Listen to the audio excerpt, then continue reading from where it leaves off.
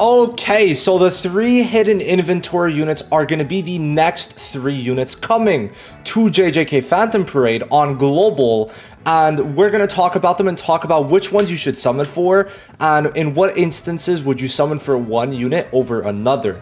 Now, the biggest thing is that for free-to-plays, I mean, in the first place, free-to-plays are really not welcomed to JJK. I mean, they've made that very clear. But we're going to talk about it even for free-to-plays, and also the meta upcoming, and my overall thoughts, especially when you consider how many more units are coming. I'm going to give my full thoughts, and this is going to be for me, well, having all 3 units, using all 3 units. All my showcases are up. I really think the Nanami showcase is probably my favorite one out of the 3. I think it went really well, but the Shoko one too, and I made a lot of videos on Gojo, so feel free to check them all out. And if a lot of people down below want me to make showcases on these 3 units, let me know. I might do a 3-in-1 where all 3 of them are showcased in one video. If I get a lot of comments saying that, I might actually do it. So we know that Gojo comes out tomorrow, so very, very soon, okay? Then after that, Shoko's on the 1st of August, and it seems we might not get a unit until early September. And the main reason is because if you check out how ANNI kind of played out, this makes sense because the Domain Gojo rerun and then also the new Toji Imaginary Realm was before Nanami. So it's very possible that Nanami is like in the first week of September, which is very odd. I mean, it definitely seems they don't want to catch up too quick because to be fair, if he came out in August, we'd be catching up way too quick. So it does seem like you're going to be fine for Nanami. Like you're going to have a lot of time for him. And also these banners are lasting a while. So all these things, Imaginary Realm, Grand Exorcism, map, right, the map events, right, they're all going to be there in time. So I think in total, you're getting around an extra 100 limited pulls through all the anniversary events. So, you know, that's decent. It's overall, though, if we're keeping it a buck, it is by far the worst anniversary in JJK so far. Half ANNI brought 50 tower floors. First ANNI, well, I mean, to be fair, it had all the buffs and 10 tower floors. And Global, well, they sneaked in the tower floors, but the tower floors should have come, well, before, because tower floors are coming during ANNI, but you know, that wasn't the case on JP, so it was a very different thing for how JP had it. But hey, I mean, if you want to say that, for Global, it's great, but I mean, yeah, I mean, there is that, I guess, but in general, in terms of the amount of rewards you're really getting, because to be fair, only these tower floors are basically not going to be done. You're not even going to get to 70. Unless you're a big whale, you're not getting to even 70, you're not even getting close, so you're not even getting to see the full 6,000 cubes, which yes, it's only 300 per floor still. So yeah, I mean, listen, all these units are great. These usher in a new power creep. These 2 supports by far are like in a league of their own. Okay, it's not even funny. And then Gojo himself is also very consistent. They basically are a better version of their counterparts. For example, Yellow Shoko is overall much more clunkier than Teen Shoko. Teen Shoko heals better, buffs better, and is better.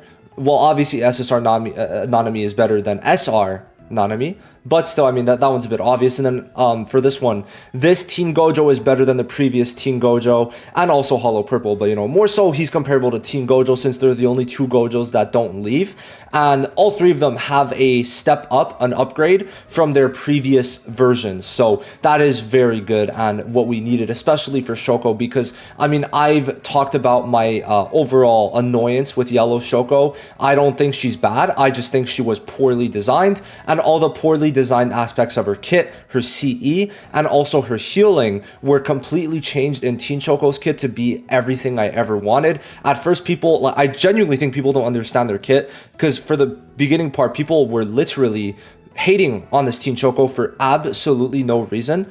And then she turns out to be the best support in the game. So that's a bit ironic. So now let's get into everything. We're going to start with Gojo. We're going over their kits. Then I'm going to do basically the value breakdown of the 3 units. So Gojo is going to be very, very good. His main attack is going to be the skill 2. Okay. Now he has a lot of things that we have to keep in mind. He's going to have attack immunity. Okay. That's another thing.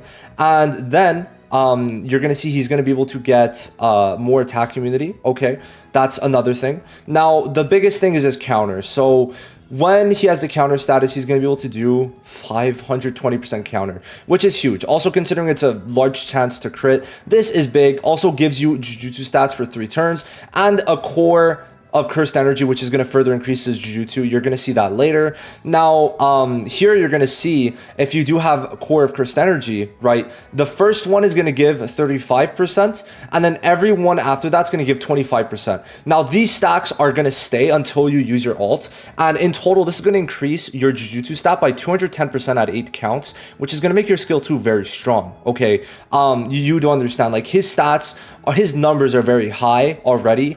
Getting these buffs are very good for him because his numbers are high. Now then, when we follow that up with a revive, he is very good. Now, this is going to be able to be done in his normal mode, not honored one, but it really doesn't matter. You're almost never going to die, especially if you do get Shoko. Then he does get more stats. That's cool. It doesn't really matter. There's a bunch of extra sustain, but it's like, honestly, it doesn't really matter if we're being real. Now, his skill 1, you won't really use, but can you use it? Yeah, I mean, you could definitely can. Because it does lower the enemy's damage, which is decent, but I don't see anyone using it. Now, it does become AoE, which is good. But once again, I just don't see the need for it when the skill 2 is what you're going to be using. It's 650% when you're not in honored 1. Then it gives you 1 core of cursed energy. So every time you use it, you're still buffing yourself by 25%, right? Every single time. And that's a 650% with a 40% chance to crit. And then in honored 1, it becomes 80%. But that is an insane amount of damage. 650 on a skill 2 that you do every turn, and it gets stronger every turn. This is going to be pumping out from 1 to 2 million in tower. Also keep in mind, it would technically be more, but keep in mind either buffs or debuffs are nerfed after floor 65, and those are the only floors that really, well, mean anything if we're being real. So there is that. This guy is going to be very, very good for that. We're going to talk about honored 1 afterwards. Then here, his skill 3 is a buff, and it's going to give ult charge rate, which is actually very good. Then it's going to give attack immunity, okay, but it cannot be stacked, but still very, very good. Also, it's awakening, which means, like, if we're fighting enemies like Toji, also have to keep in mind, I think this does count. Let me just make sure. But Toji removes attack nullification, but this is attack nullification, or attack immunity, I guess, right? But attack nullification, same shit. Awakening, right? So it's a different buff. Then when you're at 1168 alt gauge, so it's not the full alt gauge, it's most of it, you're going to be able to go into honored 1, and then bada bing bada boom, skill 2 becomes stronger, okay? And by the way, you cannot use your alt until you're in honored 1, but then this becomes stronger, right? And then it's an 80% crit chance with 100% crit damage, okay? That's huge. And then you're able to get a damage increase in honored 1, okay? Because afterwards it becomes this. You're going to be getting damage dealt for 3 turns, you're going to get a counter status 3 turns 1 time, and increase own alt charge rate, okay? So all this at once, and this is going to be very good because you're able to kind of line it up to where you get pretty much all the core of cursed energy stacks, and then afterwards you're able to get your damage increases following for the alt, which is huge, being an 1800%, which, yes, it's lower than Hollow Purple's and it's lower than Muta's, being both at 2000, but his self buffs are incomparable, okay? He's getting 210% jujutsu, 210% jujutsu, and then he's getting another is it 60? Sorry, 120% damage dealt increase, okay? So all that together on an 1800% alt is insane.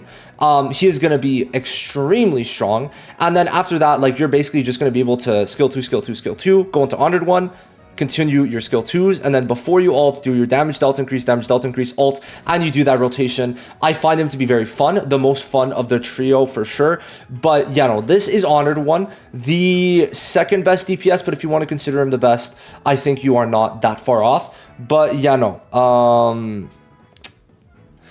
Team Gojo is the most fun unit I've ever played with. I think he is very solid, amazing in tower, amazing in sweep, the best sweep unit, better than Sukuna, because you could literally spam the skill 2 the whole time and you win, right? Now also keep in mind, this counter, right, is fucking ridiculous. Like 520%, sometimes I'm doing like 6 mil with this in sweep. 6 million, right? And then you get another Jujutsu stack, which is absolutely huge. So yeah, no, Gojo's amazing, very hard to kill, and just phenomenal damage-wise. He is on the Sukuna level, and that is basically undisputed at that point, especially when Shoko's thrown into the mix. Her kit's much simpler.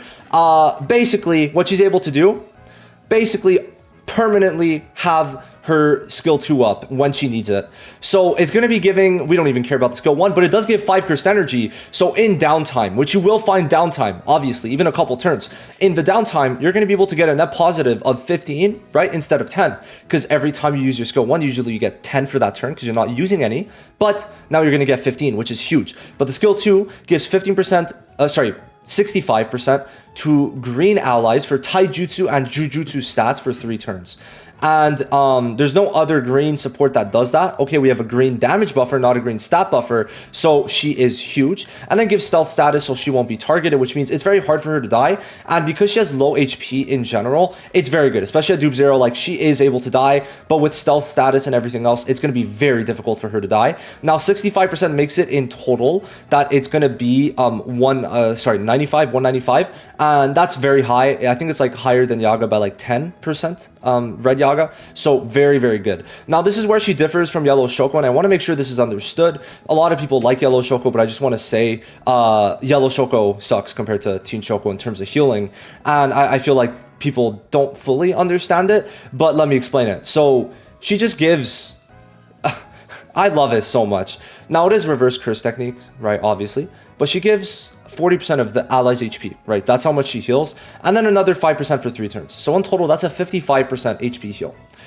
This is 60% of her jujutsu to the ally. Now, let's do the math. The jujutsu is not as high as someone's HP. Sometimes I could rock... Let me actually pull it up. Actually, I think I have probably the screenshot still because we were talking about it semi-recently. But yeah, let's pull this up. So this was in my video, right? And let's just take a look. So because, first of all, you're now able to dupe your units out like Saki and Teen Ghetto since they're on standard. For mono green, Shoko is going to be able to get 14k heals, but that's not counting the 2k heals that follow, right? Because then she's healing for, oh, I guess, yeah. So then she's healing for, I think, another 2,000 because of the 5% each time. So this comes close to a 20,000 heal, but then, to be fair, my Shoko's not maxed, so maybe you could put it to 9,000, okay? 9,000 heal on her skill 2, right? I think it's the skill 2.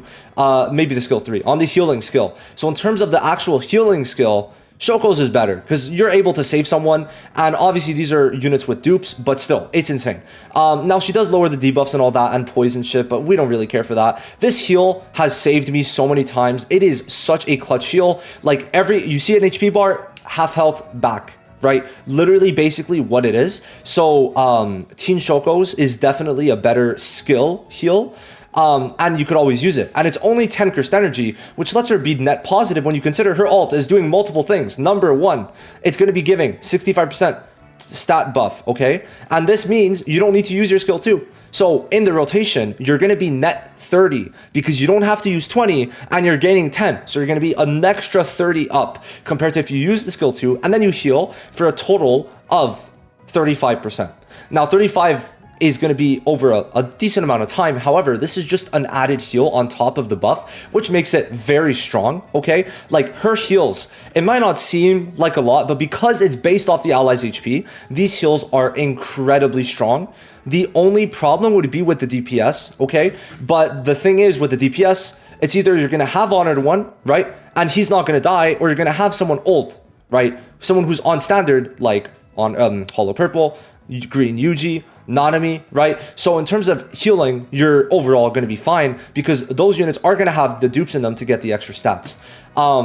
So yeah, the Shoko's heals and buffs are... Buffing is the best, healing is the best. We love her. And then it makes it even better.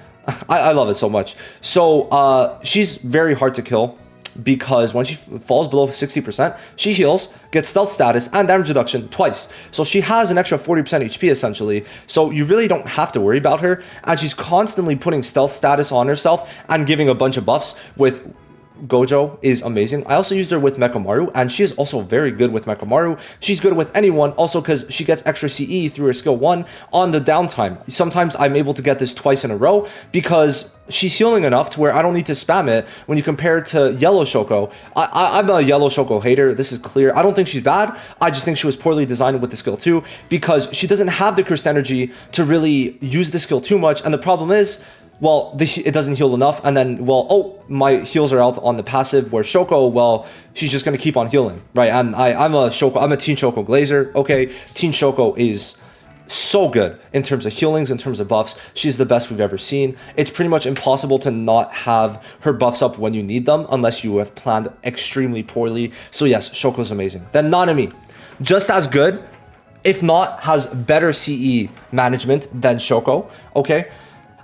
This guy works in such a fabulous way, and basically let's get this, let's make it understood between everyone. So he gets crit rate here, which is good, and it does also good crit rate, which I'm realizing we don't have the crit rate numbers. That's unfortunate, but why this is important is, well, multiple things. Number one, at the 6th turn, he gets an extra 30 CE. I'm sure he gets some extra damage, but that doesn't matter. We're worrying about the CE. This is huge because this is just going to let you get a bunch extra. But when you perform a crit, you're going to get Taijutsu, Jujutsu, and then also more crit rate, but then 5 CE every time you crit. So at the beginning, you're able to build up a nice amount of crit because number one, you have a high chance to crit, you're getting extra crit rate, and then you're also getting more crit rate when you crit, so then it's gonna kind of snowball. And then after that, you're gonna have the CE to really be able to do good with your skill 2, skill 3, and ult. And let's get into this. So number one, your skill 3 gives a 90% damage dealt increase to all allies.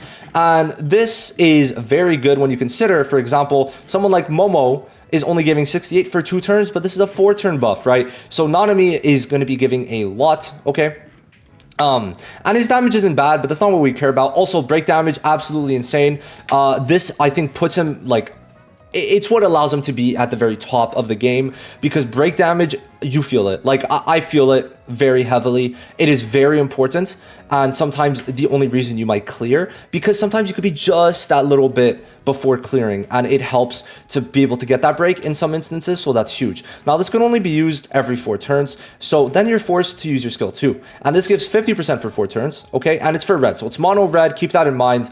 But guys, we're moving towards this meta. If you're playing JJK still, you have to just accept it. I'm just saying, you have to accept it. So then, in total, let's see, 90 plus 150, that's 240%, which is very close to Domain Gojo. And you have to keep in mind, Domain Gojo could use his ult once with that amount, and the second time is a lot lower. Nanami's just able to keep this up permanently. So Nanami, in general, in terms of if we take out the utility, Nanami, in general, is going to be helping you do more damage than Domain Gojo. However, because of the stun and the ult gauge lower, Domain Gojo, and also because Domain Gojo's own DPS, he obviously is, I would say, better than Nanami, but Nanami is such a perfect unit to use with Domain Gojo, or even without. He is going to be amazing. And then for floor 80, he's going to be really, really good, because floor 80 actually nerfs debuffs, so buffs are the same, and Nanami is actually 10 times better than Domain Gojo on floor 80 because of how much he could give. Now, next up, this is even better. So his ult is a guaranteed crit. So even if, let's say, you lose out on a crit once here or there, right? Well, you're going to get the crit, and then you're going to get the extra crit rate, and then more crest energy. And, you know, this 30 crest energy allows you to have a lot of wiggle room to maybe miss 1 or 2 crits. But then his ult, it's going to do like maybe 1 to 2 million damage, really not high numbers. But it's going to give an extra 50% to all allies, and then 20% to enemies damage received. So in total, you're really going to get some high numbers from this guy, and he's going to constantly be buffing because of this 5 crest energy he gets from critting. Okay, that's the thing, because when he crits, he gets his extra 30%, and that's going to be very useful. And the main thing is, at the beginning, for 2-3 turns, you just use this, get the extra crit rate, and from that point, you're going to get probably all 3 crits. That's going to be 15 CE every turn, and then from there, you're going to hopefully keep on restacking it until the ult, get your guaranteed crit, and then you're able to keep on getting the CE, and he's going to do decent damage and then get 30 CE, which basically sets him up for life. And his damage increase, I think what I said, 240% plus the 20% here, in total 260%, is super close to Domain Gojo, while being pretty much a permanent thing throughout the whole match unless he dies. And Nanami is going to be very good. So that's the 3 units explained in depth. I feel like I did quite a good job, honestly, of explaining them. Now let's get into which ones are the most valuable, and let me give my reasoning. So in my personal opinion, if we're looking at the overall teams, I would say, let's look, the only two teams that have been buffed was green and red. So green already had a solid base. However, there's multiple things you have to keep in mind. The Jujutsu DPSs, well, first of all, Gojo fell off, right? Hollow Purple fell off. He sucks. Games go for like 30 turns. You're not going to be able to nuke because, well, either buffs or debuffs are nerfed, so you're going to be able to get a lower value. So on your team, in your overall party, right? In your box, you're going to need to have a Jujutsu DPS, be it Nobara, Megumi, Muta, or Gojo. So that's the first thing. If you don't have any of these Jujutsu DPSs and you're trying to push, obviously go for Gojo. However, in general, my logic is that if you don't have Muta, if you don't have Megumi, if you don't have Nobara, in my head, you're either a very low spender or a free to play, right? And that's one thing I have to keep in mind. And in that vein, you're not going to finish tower anyway. So I think you should still set your account up in the best way possible. Okay. So yes, I would say, logically speaking, if you don't have any of the Jujutsu DPSs that are more new, you could probably use Hollow Purple. But I would have to recommend Honored One. But then the thing is, I would say overall, for your account, Shoko is the better pick between these two. However, if we're looking at the overall ensemble, I personally believe that Nanami is the best pick long term, especially if you're not going to summon on their rerun. The main reason is this. He works overall and is needed the best, all right? He will be pretty much such an easy way to clear floor 80 long term that you are going to want to get him first. Now, I'm basically going to give you a order of priority. I'm not going to say he's the best to summon, but like overall, like even if you're like a low spender, this is the order that I would say you would want to get them in. But to be fair, Nanami is in a month from now, so keep that in mind. They do time it to where I'm pretty sure Gojo and Shoko will be expired before Nanami comes out, but it's going to be up to you to decide. So Nanami, I would say, is the best because his buffs are going to be very valuable long term for the floors that he's needed on. I think almost every single red floor is going to be debuff nerfed to where he's going to be pretty much working on every single red floor almost, and he is going to be that good in my opinion, going to be working great in sweep, and with the new sweep update, I think that Nanami is going to be good long term. I don't see him really falling off anytime soon. Also, because they're not going to really replace Nanamis, right? It's very hard to replace Nanamis when there's not many left. And I doubt they'd make another red Nanami right after this, if at all, right? So that's the thing. So I'd say Nanami is number one in my head. Number two, I'm saying Shoko. Now, the main reason I am saying Shoko is for a couple of things. Number one, what happens if they buff Hollow Purple, right? What happens if they throw a SP buff while their standard buff comes out for Nobara, Megumi, right? And then Muta comes into the to the banner at some point for standard, right? He might be in the next batch. Nah, he should. He might, right? The next standard batch for sure has Nobara and Megumi, but it might have these two. Probably not though, but if it does, that would be hype. So I would definitely say that long-term getting Shoko is just better, right? In terms of what she's doing for green, it's great. And either way, if you think about it, the DPS or the support, you're going to use them only on the mono colors, right? Sure, Gojo has some trick floors, but you still need another DPS. For example, clearing, I think it was 77, you still needed like a very good Sukuna, and the one that we saw clear it with Gojo as the cheese strat had a dupe 5 Sukuna alongside it, if you remember that time. So I would say Shoko is number 2 on that list. In terms of support, she's going to be way better, and also keep in mind, right, for the future, well, wrong Twitter account. There's also Choso, right, and that was cute. That was very cute, actually. He's green, right? Choso is green, if I could fucking find it, Jesus. So Choso's green, and he's very far back, but Choso is in fact green. And I would say that when you consider all these things, and Choso is going to be very good, that Shoko long-term is going to probably give you more value, also allow everyone else to propel up, no matter who they decide to SP buff, because very soon I would say Maki and maybe Hollow Purple are due for SP buffs in the green typing. They didn't touch green this set of SP buffs, and like what? I mean, maybe they could do Panda, but besides that, like, there's not many others they could do that aren't the DPSs, because guess what? DPS, sub-DPS, sub-DPS, DPS, DPS, DPS, DPS, DPS. So if they're going to do a green SP buff, right, it's probably going to end up being a DPS.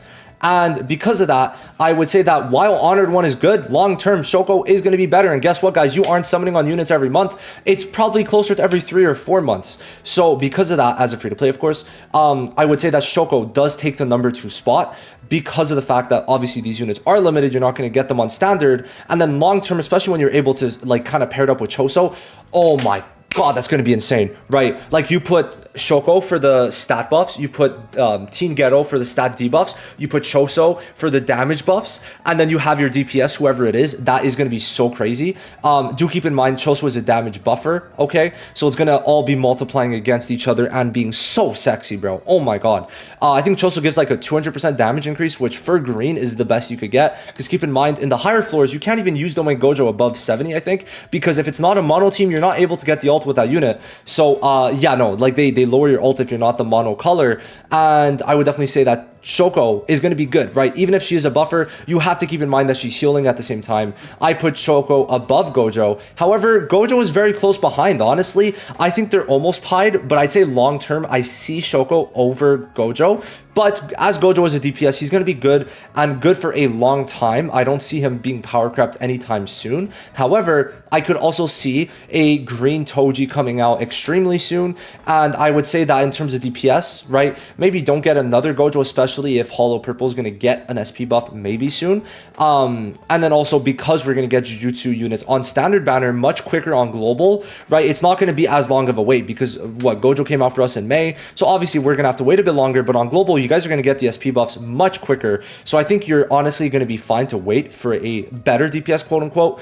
And you could definitely clear 67 without Gojo, but maybe you'd have to wait. However, right, even if you summon for these guys as a free to play, you might not even fucking need you might not even need Gojo because you won't even get to a point where you could utilize Gojo because you don't have the box built yet, right? That's as simple as it gets. So yes, Gojo's a number 3, but for some like spender, maybe you're gonna get all 3 anyway, so it doesn't fucking matter what I'm saying and you're just listening to me yap, okay? I think Gojo is just a bit unfortunate because green is the most DPS filled. 1, 2, 3, 4, 5, 6, 7, 8, and then, you know, we're going to get Choso as another sub DPS, which Choso and Ghetto together are going to be so fucking beautiful that I think you could run like the shittiest DPS. Like, I think Hollow Purple is deadass going to become more usable now. It's going to be very funny. So yeah, personally, I think Nanami has the most value. Also, because green is already really stacked, right? That's the biggest thing to where you're able to run on a lot of the lower floors, Saki and Ghetto for a lot of stuff, and then kind of fill in the rest, especially if you have Megumi, Nobara, or Muta. So that's something to keep in mind. But, yeah, no, I think the next standard update is probably going to be, like, I would say in 4 to 6 months. Would it be less or more? No, I would say 4 to 6 months. So, you know, in JJK terms, considering how little content would come out between then, I honestly think this game is basically just about waiting. I feel like people have come to terms with that. But yeah, no, I do see Shoko over Gojo. But if you want to go for Gojo over Shoko, that's completely fine also. You just have to keep in mind, especially with how good Choso's looking, it seems like we're starting to get to a point where every unit is going to be good. I think that's looking to be very clear. Choso is like, I mean, every paid unit, obviously, because Dagon fucking sucks, unfortunately. But, nah, Choso is just another breed. Like, he is absolutely insane. If his damage is good, if his, like, multipliers are good, he's going to be insane. Because he gives himself a bunch of buffs, right? Which is huge, right? A bunch of buffs. But then, this on a skill 3, right? This is 150%. But then with ult, that's a 200% damage increase while doing good damage. I'm almost sure of it, because why else would he give himself buffs here? This boy is going to be insane. I absolutely cannot wait for Choso. But I would say in general, with how the SP buffs also looked recently, I would say Gojo is not going to be needed, and the overall best options are supports. Because, for example, Kamo got his buff. I'm going to talk about it. He's fucking ridiculous now, right? He is absolutely ridiculous. Even Blue Yuji's buff is pretty good. My guess, next SP buff is going to contain units from probably red and green. If they did blue and yellow, now it's going to be red and green. I could see Yuji get it. I could see no one else get it, actually, here. I don't think they're going to do it. Maybe Toto. Toto didn't get his, right? No. So I could see Yuji, and then from here, I'm kind of hoping for Hollow Purple. and then maybe they'll do Panda just to fill in an SP buff. We'll see. But that's basically it. I gave my order for the value in my personal opinion. But of course, do what you want. You're playing this game. Gojo is still the most enjoyable unit out of the 3, but that does not make him the best at all. So that's going to be it. I'll see you guys in the next one. Thank you for watching. Have a good rest of your day. Bye-bye.